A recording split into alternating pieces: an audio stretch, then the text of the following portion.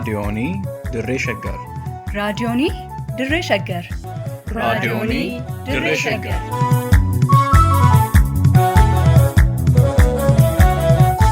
Raadiyoonii Dirree Shaggar. Raadiyooniin Dirree Shaggar torbaan guutuu guyyoodhaan galgalatti sa'aatii tokkorraa eegalee amma sa'aatii tokkoof walakkaatti dambalii gabaabaa meetir baandii 19 kiiloo heerzii 15,415 irratti qophii dabarsuu amma jalqaba. Raadiyoonii Dirree Shaggar. Amallikee kumaatama akkamsi godhu jijjiiramtuu harka keen fuudhu harki keetu danuu qaba siin dhihee bareedaba hadeebi'u gaafiin daba har'a baruun bultii baafata feeta haadhamma mutata osoon dhugiin soba machoofta badde gowweetiyya gowwoolee sirraa isi foofoolee soban fedhu dhugaan gala galatu sabaafala.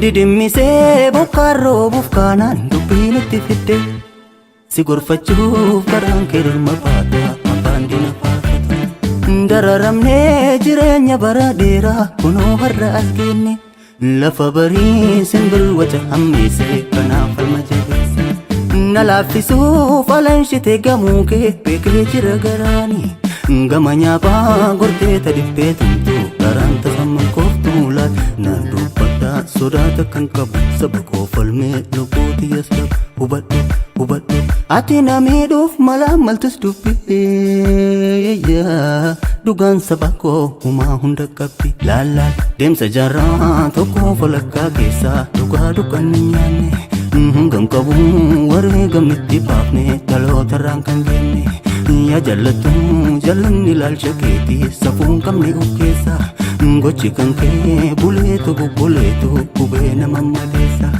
yoo wal jalaa jajallinni hammaates dhugaa dukkanni nyaatu goota kumaa tamaatetu wareegee kosaanurra gammaatu.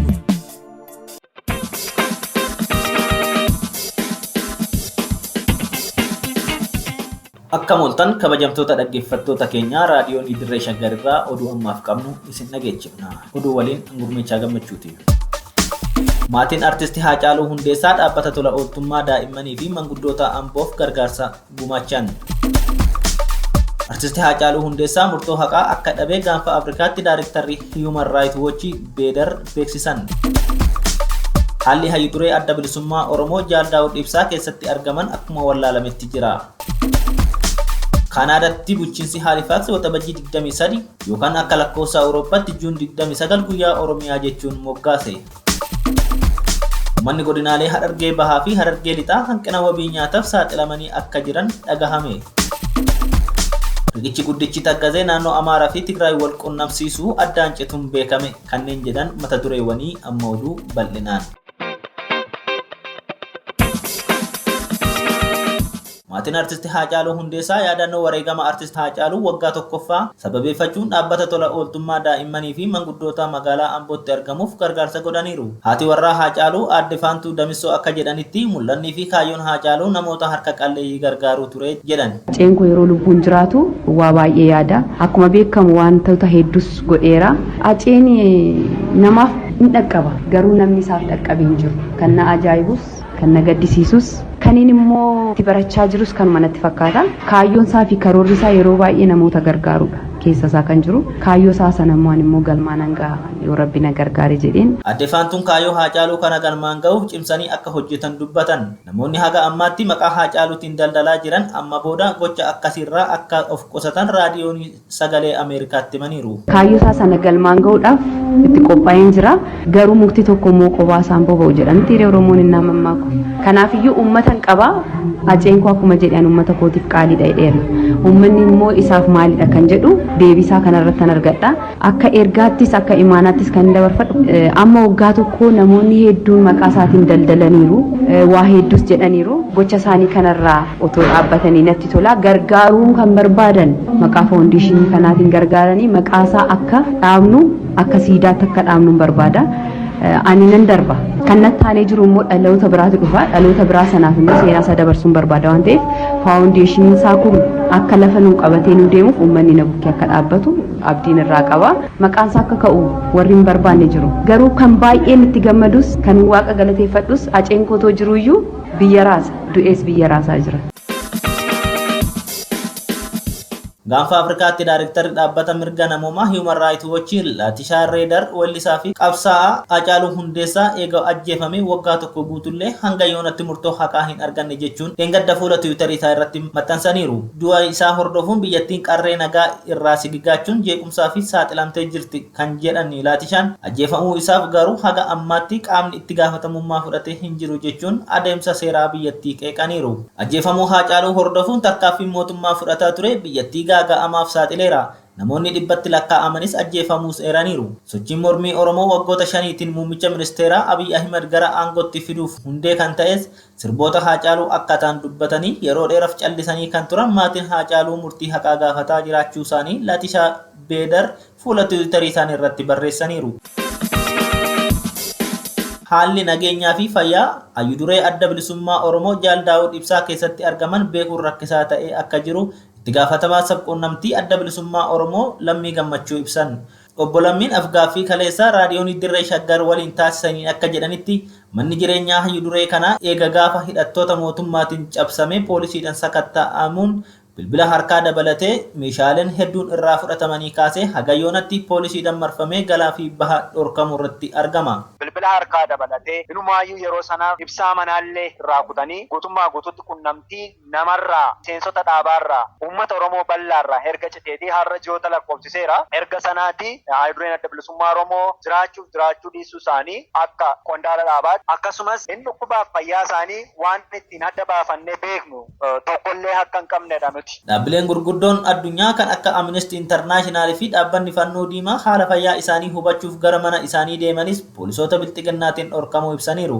Qofa osoo hin taane dhaabbileen mirga namoomaa adda addaa falman kan addunyaaf kan Afrikaa deemanii hayyuduree adda bilisummaa Oromoo argachuudhaaf daandii isaan deemanii argachuu akka hin dandeenyedha. Kan nu quba qabnu keessatti gamtaa Afrikaatti falmaa mirga namoomaa kan ta'e Amnesty International waldaa Fannoo Diimaa idil addunyaa isaan kun deemanii argachuuf hin milkoone. Wallaansa fayyaa akka argataniif gaaffiin dhiyaatullee deebiin gama mootummaatiin kenname jiraachuu dhabuu isaatiin akka hin milkoofne kan ibsan Obbo Lammiin nyaata argachuu fi dhabuu isaanillee wanti beekamu akka hin jirre dubbatan. Yeroo adda addaatti argachuuf ifaajjee nu gooneen hin arganne jechuudha. Kanaafuu waan isaan keessa jiran nu waan beeknu hin qabnu. Nyaatanii abulanii agabaa bulan akkuma kana dura jedhaa ture fayyaan isaaniillee baay'ee nu yaaddessa. Haaluma wal qabateen Oromoota kumaatamaan mana hidhaatti argaman keessaa namoonni muraasni gadhiifamuu kan ibsan Obbo Lammiin qondaaltota olaanoo adda bilisummaa Oromoo miseensotaa fi deeggartoota dhaabichaa dabalatee Oromoonni hedduun hidhamanii jiraachuu dubbatan.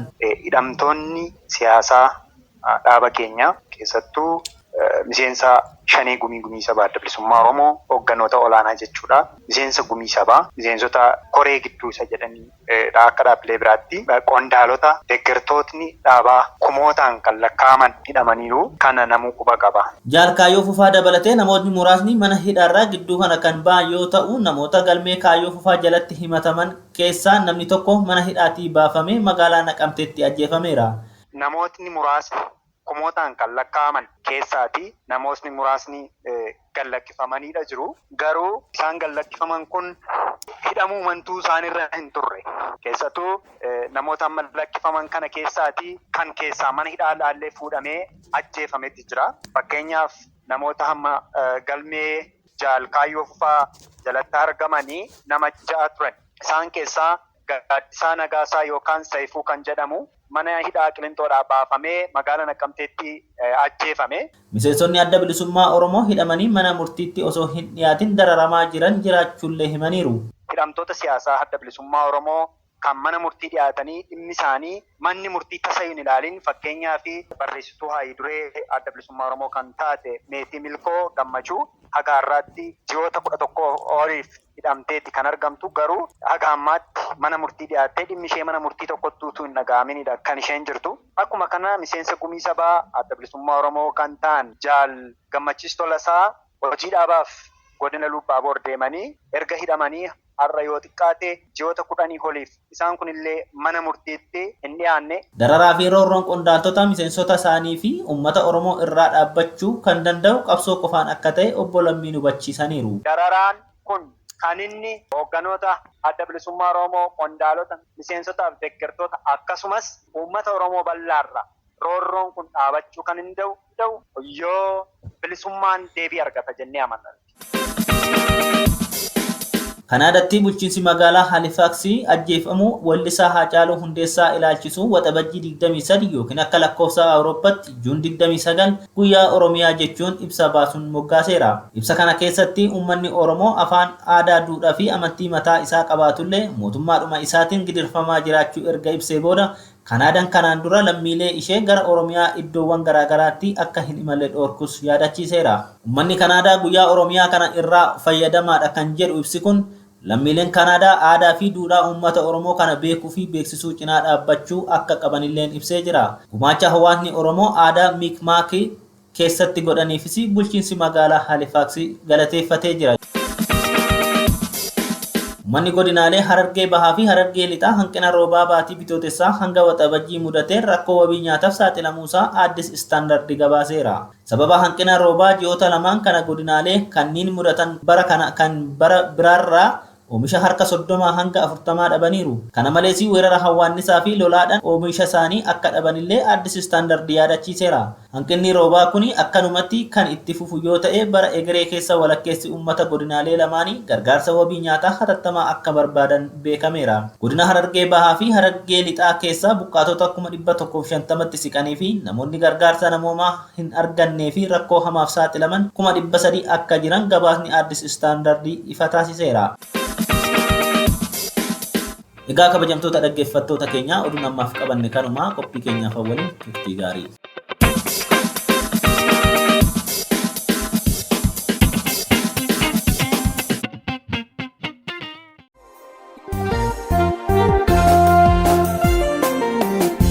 Eelame wawaane bo'ahin arganne mimaan koroobis dangaan sambe kamne lafedhaa miladhe kaleena kirkirte caraanee warqame hubqoonqoo na buute. Haqaa fi hanqii.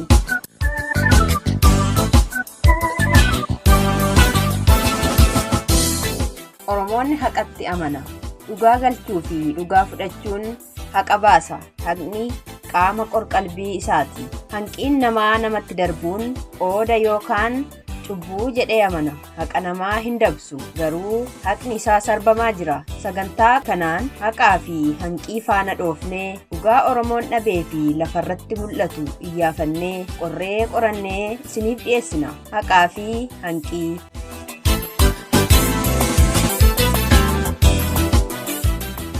Akkam jirtu dhaggeeffattoota keenya. Sagantaa haqaa fi hanqii har'aatiin dhimma ajjeechaa qaroo Oromoo Hacaaluu Hundeessaa irratti bu'uurofnee qabxiilee tokko tokko mata duree haqa Hacaaluu diraamaa siyaasaatiin danqame jedhuun ilaaluuf deemna. Akkuma barametti hanga xumura sagantaa keenyaatti akka nu waliin turtaniif isin affeeraa, turtii keessaniif immoo dursinee galata guddaa isiniif galchina. Qophii kana keessatti haqa Hacaaluun dhabe gabaabsinee ilaalla. Yeroo lubbuun jirutti addaggeen itti roorrisaa akka turte beekamullee eegumsa hin arganne. Gocha diinaatiin rasaasaan rukutamees yaalumsa tattamaa yookaan wal'aansa ta'uu malu dhabee lubbuun daftee keessaa akka baatuuf itti shirame. Reeffi isaallee sirnaan qoratamuu dhabuu caalaa osoo miidiyaaleen Oromoo faana bu'anii du'a isaa kallattiidhaan uummata odeeffachiisuu baatanii dhoksaan akka awwaalamuuf barbaadame irratti hojjetame. Awwaalchi isaa haqa dhabee mootummaa abbaa irreetiin akka hin taane ta'e. Ajjeechaan isaa qoratamee haqa osoo hin argatiin kunoo har'a waggaa tokko boodallee haqa dhabeessa ta'ee akkuma danqametti jira. Caraanee warqame hubqoonqoo na buute. Akkuma hundumtuu beeku Hacaaluun artistii qofa miti. Hayyuu, goota, gara laafessa, arjaa, hubataa, qaroo, qaalii namaati. Hacaaluun nama ajjeechaan maluuf osoo hin taane nama kunuunsii fi eegumsi cimaan akkasumas badhaasni maluuf ture. Hacaaluun qaalii ilmaa ta'uu xinnaa guddaa muka citaatu beeka. Hundaa olitti immoo qaamni nagaa biyyattii tiksuuf dirqama qaba jedhamu nageenya uummataa sababa aggaammiin boora'uu fi karaa seermaleetiin raawwatamu keessumaayyuu namoota beekamoo akka Hacaaluu irratti balaarraa hambisuuf xiyyeeffannoon addaa godhamuufii qaba ture. Hacaaluun yeroo adda addaatti aggaammiin irratti raawwatamaa akka ture keessattuu magaalaa Finfinnee keessatti namoonni hin beekamne isa hordofanii faana bu'anii isa rukutuuf yaalaa akka turan miidiyaalee biyya keessaa fi idila addunyaatti himaa ture. Mootummaan kun dhuguma nageenya uummataatiif dhimma otoo qabaate yaalii ajjeechaa Hacaaluutiin dura yaalii ajjeechaa ji'a onkoloolessaa bara 2019 Juhaar Mahammad irratti godhamerraa waa baratee Hacaaluuf eegumsa gahaa godha ture. Gochi ajjeechaa suukaneessaa Hacaaluu irratti raawwatame gahee qaamni mootummaa ajjeechaa san keessatti qabu kan saaxile yoo ta'e malee nageenya Hacaaluu tiksuuf gumaachuu kan agarsiisu hin turre. Hacaaluun nageenyaan babba'ee galuu mirga eegumsaa barbaachisaa ta'e argachuu dhabe. Harka diinaatiin ajjeefamuu isaan dura wantoonni irratti raawwatamaa turan maal akeekanii gaaffiin jedhu ilaalamuun illee hubannoo namaaf gaariidha. Hinseeganii anaatti hin fakkaanne hinseene anaatti hin fakkaanne hinseene edaa hin hubanne. Namuu mirga lubbuun jiraachuu akka qabu beekamaadha. Ajjeechaan suukaneessaa Hacaaluu irratti raawwatame haqa Hacaaluun lubbuun jiraachuuf qabu haqe. Hacaaluun qabsaa mirga ilma namaati malee yakkamaas shakkamaas waan hin turreef sababa haala irratti raawwatameen isa adabsiisu tokkollee ofirraa hin qabu. Kanaafuu haqa jiraachuu qaba. Haqa yookaan mirga kana akeeka siyaasaas ta'e akeekuma kamiifuu irraa mulquuf namni mirga qabu hin jiru. Heera biyyattiin ittiin bultus ta'e kan mootummaan Oromiyaa tumate akkasumas mirgoota namummaa dhaabbata mootummoota gamtoomaniin ragga'e namni kamiyyuu mirga lubbuun jiraachuu qabu irratti mamii tokko malee jala sararanii dhugoomsani. Hacaaluun qaalii namaa qaanqee aartii qabsoo bilisummaa dukkana dahoo godhatanii mirga jiraachuu inni qabu irraa fudhatanii maatii fi sabni Oromoos nama guddaa tokko dhabe. Qaroo sabaatu haqa malee kichuutti kutamee mirga jiraachuu dhabe.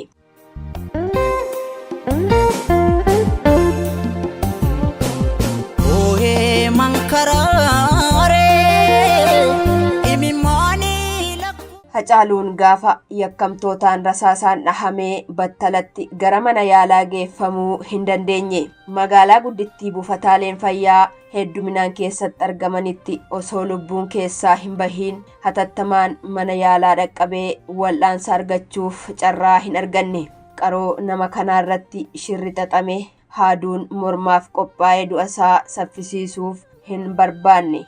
Osoo ta'eetii dhiigasaa dhangala'e hambisuun dadhabamullee lubbuusaa baraaruun inumaa danda'amayyuu ture. Odeeffannoowwan gaafa ajjeechaa waxabajjii 29 bara 2020 irraa eegalee bahaa jiran kan addeessan konkolaataa Hacaaluun keessatti ajjeefame keessatti dubartiin tokko akka turtedha. Kophaa isaa waan hin turreef dubartiin sun shira ajjeechaa san keessaa yoo harka qabaatteen alatti mana yaalaa geessuu ni dandeessi turte. Carraan yaalaa argachuus hangana danqamaa jedhamee kan yaadamu hin turre. Maaliif hatattamaan gara mana yaalaatti geeffamuu dhabee? Gaaffii deebii hin arganne. Haqni bakka kanatti dabe. Carraa goota kanaa lubbuusaa baraaruuf jiraachuu malu dukkaneessee Hacaaluu dhabne. Gaaffii jaarraa hedduu eenyuun na deebisee gaaffii garaa danfu. Hacaaluun akkuma lammii kamiiyyuu akka nama tokkootti mirga nama tokkoof malu qaba. Hacaaluun lammii qaroo qeerroo fi qarreen akka hoogganaatti ilaalanii akkasumas aartistoonni Oromoollee akka fakkeenya gaariitti kunuunfatanii fi jaallatanidha. Muummee aartii Oromoo qalbeeffatee dhuunfatullee jechuun ni danda'ama. Yeroo tokko artisti Alii Birraa eenyutu baallii sirraa fuudhaa jedhamee gaafatamnaan Hacaaluu natti fakkaata kan jedhes kanuma mirkaneessa. Akka artistii beekamaa fi akkaan jaallatamaa onnee uummata Oromoo miliyoona 50 ol keessa jiru tokkootti nama gama silaa kunuunsi taasifamuufiin maluun xiyyeeffannoon lagameera. Sirna mootummaa wayyaanee keessatti ilkaan isaanii keessaa bu'ee daakamee hin liqinfamne malee wanti itti hafe hin jiru. Kanaaf gama sanaan kunuunsi eegamuus yaadamuu hin turre. Wayita sirna bilxiginnaas jibbi haaloo dhalchee kunuunsi haa hafu. Eegumsi dhabamee wayita addaggeen itti roorriftu callifame. Kana biraa tarees roorroo uummata isaarratti fuuldura bahee waan dubbatee fi haqa uummatichaa irratti waan cicceef hidhii itti ciniinnatanii dhoksaan akka hin malle godhani. Qorannoon reeffa lammii kamiifuu godhamuu qabuu fi taasifamaa ture dhimma Hacaaluun wal qabatee adeemsi qorannoo yakkaa hin taasifamne. Reeffi akka hin qoratamne godhame. Otoo qorannoon tokkollee hin taasifamiin aangaa'onni siyaasaa mootummaa miidiyaatti gadi bahanii Hacaaluu kan ajjeese Shanee fi TPLF jechuun isaanii waan ifatti mul'isu qaba. Hacaaluu kan ajjeesaniif shira siyaasaa uummata Oromoo fi uummata Tigraay irratti hojjetamuuf yaadame galmaan ga'uuf akka ta'e ifaadha. Maaliif dhugaan akka hin baane barbaadame? Qorannoon reeffaa yakka qulqulleessuuf taasifamuu qabu osoo hin raawwatamne turtii sa'aatii 6 gadii keessatti sardanii hospitaalaa baasuun maaliifi? Danqaan qorannoo reeffaa irratti taasifame yakka raawwatame dhorkuu fi haqa awwaaluuf itti yaadamee akka raawwatame tilmaamuun salphaadha. Mudannoo tasamoo arjoo marabbiiti maalumaaf gadadoon. Artist Hacaaluu erga ajjeefamee booda reeffi isaa sirnaan qoratamuu dhabuu qofa osoo hin taane geggeessaa kabajaa fi awwaalcha sirnaa dhabe. Reeffi Hacaaluu haala hin baratamneen bakka armaan dura qorannoon reeffaa itti taasifamutti osoo hin taane hospitaala Phaawulos kan gara magaalaa Buraayyuutti dhihoo jirutti geeffamee sa'aatii muraasa qofaa tursiifamee waxabajjii 30 bara 2020 barii isaa hospitaalaa baafame. Hospitaalichi kan filatameef reeffa artist Hacaaluu dafanii Finfinnee keessaa baasuuf bakka mijaa'aa qarqara magaalaa Finfinnee jiru waan ta'eef akka ta'e tilmaamuun nama hin dhibu. Hacaaluun jiraan isaa Finfinnee keessatti namoota akkasumas humnoota eenyummaa fi oromummaa isaanii jibbaniin faana dhahamee adamsamaa ture. Reeffa isaas Finfinnee handhuura Oromiyaa keessatti awwaalamuu nafee geggeessaa kabajaa dhabe. Geggeessaan kabajaa gootaa hafuuti. Akkuma nama tokkoottuu du'eellee reeffa isaa mana haadha warraa fi ijoollee isaa waliin keessa jiraatutti deebi'eellee geggeessaa dhabe. Kuma manaa bahetti achumaa nafe reeffi isaa bakka kufetti biyya isaarratti boqochuu hanqatee baqataa ta'e. Maalumaaf gadadoon anaatti marmaarti.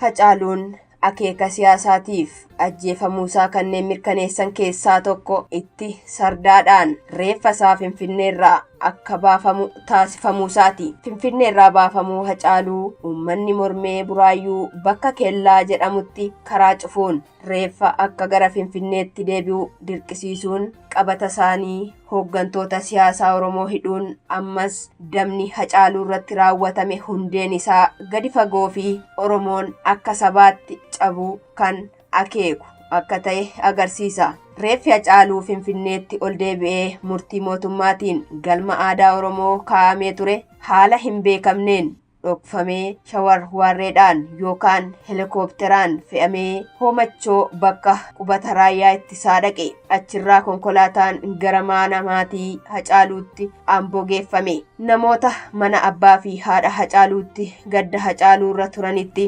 poolisiin addaa Oromiyaa dhukaasa bane. Fira Hacaaluu keessaa tokko ajjeefamuun gaddi biraa dabalame. Ilma sabaa kanaaf geggeessaan maluuf dhorkamee reeffi isaa mankaraaree boo'ichi dhorkamee daangeffame. Akka nama kabaja hin qabnee fi hawaasni jibbe tokkootti namoonni muraasni mootummaan heeyyameef qofti awwaala isaarratti argamanii akka awwaalan godhame. Hacaaluun onnee gaaraa kan Finfinnee keessaa bookkisaa falmachaa ture sun magaalaa Amboo bakka itti dhalate burraaqee itti guddate keessatti hiriyoonni isaa artistoonni jaallattoonni isaa qarree fi qeerroon hoggantoonni Oromoo qaqqaaliin hin jirretti awwaalame. Hacaaluun geggeessaa fi awwaalcha isaaf malu dhabee haqa kabajaan geggeeffamuu fi awwaalcha argachuu lammiin kamuu qabu qaaliin mirga lammiilee kamiifuu falmaa ture kun dhabe.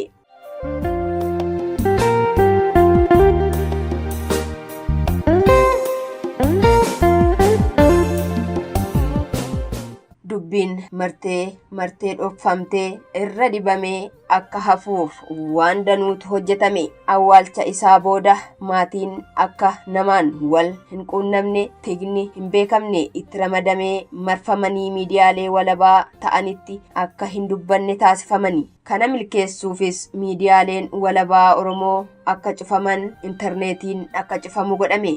Odeeffannoo ajjechaa Hacaaluu ilaallatu mara kan gama mootummaatiin kennamu qofa akka argatan taasifaman. Odeeffannoo walabaa akka hin kenninee fi hin fudhamnes taasifani. Darbee darbees doorsifamani. Maallaqa maqaa Hacaaluutiin sassaabamee fi kennaa rakashaa tokko tokkoon haqa Hacaaluu kaamsuuf hedduu dhama'ani. Maatii fi sabni Oromoo Hacaaluu ajjechaan dhabe haqa ilma isaa qaaliis erga dhabee kunoo waggaan tokko dhume.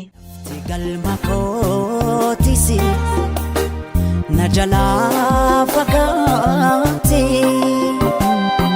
hawwii garaa kootis.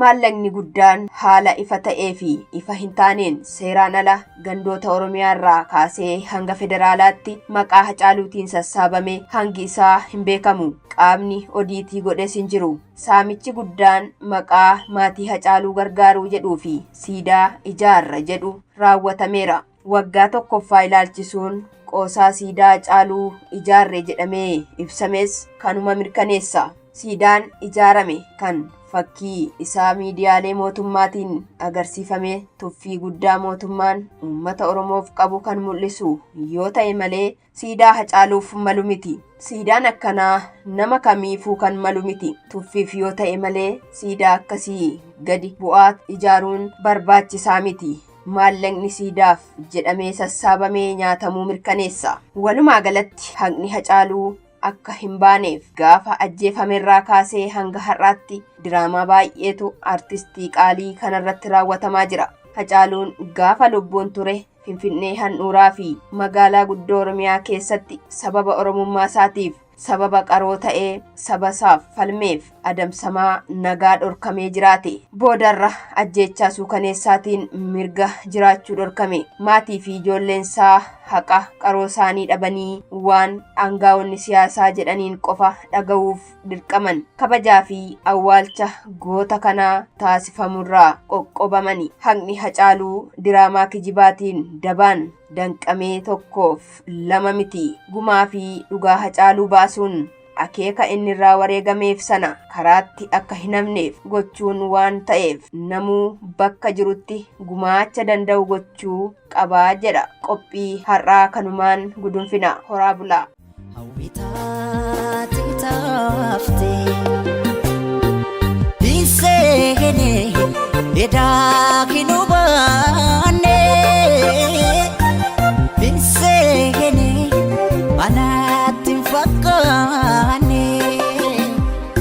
Ayo gaumsa koos hin ifne indagane ayo gaumsa koos.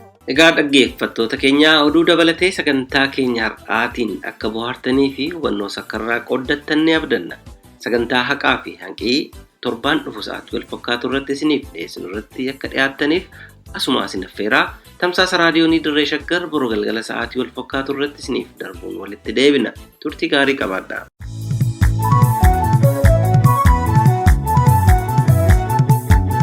raadiyoonii Dirree Shaggar. raadiyoonii Dirree Shaggar. raadiyoonii Dirree Shaggar.